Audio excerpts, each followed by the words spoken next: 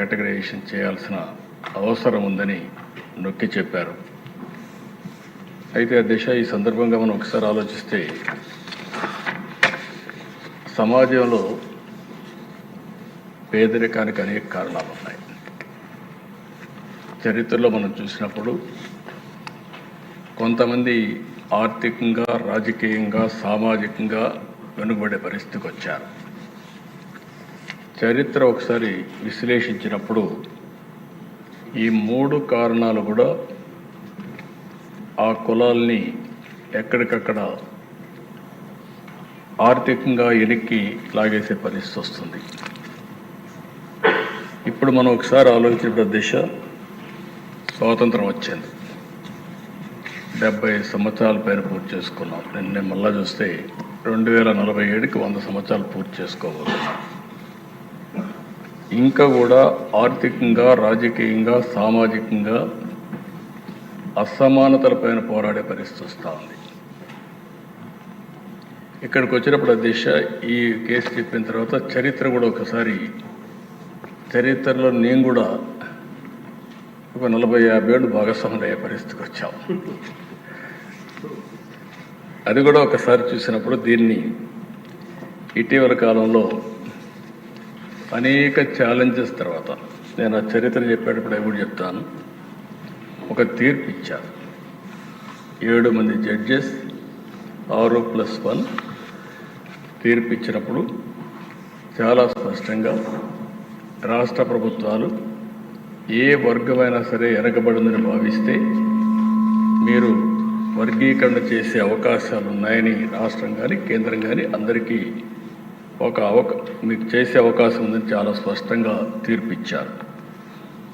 దానిపైన 1 man commission వేయడం, group of మినిస్టర్స్ని నియమించడం, వారందరూ ఆలోచించిన తర్వాత మొన్నే క్యాబినెట్లో కూడా ఒక నిర్ణయం చేశాం. ఈ నిర్ణయం చేసిన దాని వెనకాల దిశ, ఎన్నికలప్పుడు కూడా ఎన్డీఏ కూటమి వర్గీకరణకు కట్టుబడి ఉందని చాలా స్పష్టంగా చెప్పాం. చెప్పిన మాట ఈరోజు నిలబెట్టుకోవడానికి ఆ బిల్లు, అదే సమయంలో దిశ ఇక్కడ మనం ఒకసారి చూస్తే, ఇంకా ఇప్పుడే మిత్రులు పవన్ కళ్యాణ్ గారు కానీ కొంతమంది మెంబర్లందరూ అడిగారు. ఒక విషయం చూసినప్పుడు బుడగజంగం, అది ఎప్పటి నుంచో వాళ్ళ సమస్య అయితే చాలా విచిత్రంగా అటు ఇటు సమైక్య ఆంధ్రప్రదేశ్లో ఉన్నప్పుడు కొన్ని రోజులు వాళ్ళు ఎస్సీలో ఉండడం, తర్వాత ఇది రావడం అన్నీ జరిగాయి. నేను కూడా అది ఎక్స్ప్లెయిన్ చేసి ఒక తీర్మానం చేసి కేంద్రానికి పంపించి కేంద్రం ఆమోదిస్తే మళ్ళీ మనం ఎస్సీల్లో ఏ గ్రూప్లో చేర్చడానికి అవకాశం ఉంది, అది చేర్చడానికి అన్ని విధాలా. రెండోది అధ్యక్ష, రిలీజ్ కానీ అదే మరి కొన్ని కులాలు కొన్ని జిల్లాల్లో ప్రధానంగా ఉన్నారు. ఈరోజు మాల సామాజిక వర్గం ఈస్ట్ వెస్ట్ గోదావరి జిల్లాల్లో ఎక్కువ ఉంటుంది. ఇంకా కొన్ని జిల్లాలు అదే మరి నెల్లూరు కానీ ఈ జిల్లాలో ఎక్కువగా ఉన్నారు. ఇంకొక పక్కన మాదిగ సామాజిక వర్గం రాయలసీమలో కడప, కర్నూలు, అనంతపూర్లు ఎక్కువగా ఉన్నారు. ఇప్పుడు మనం ఏదైతే సెన్సస్ ఒకసారి చూస్తే రెల్లి అంతా కూడా ఎక్కువగా విశాఖపట్నం, విజయనగరం ఆ ప్రాంతాల్లో ఎక్కువగా ఉన్నారు. అయితే ఈరోజు కమిషన్ వేసిన తర్వాత కమిషన్ ఇచ్చిన రిపోర్టు ఏదైతే 26 జిల్లాలు అయినాయి, ఈ 26 జిల్లాల్లో ఇది చేయాలంటే జనాభా లెక్కలు సరిగా లేవు కాబట్టి నేను రికమెండ్ చేయలేకపోతున్నాను. గవర్నమెంట్కి అధికారం ఉంది.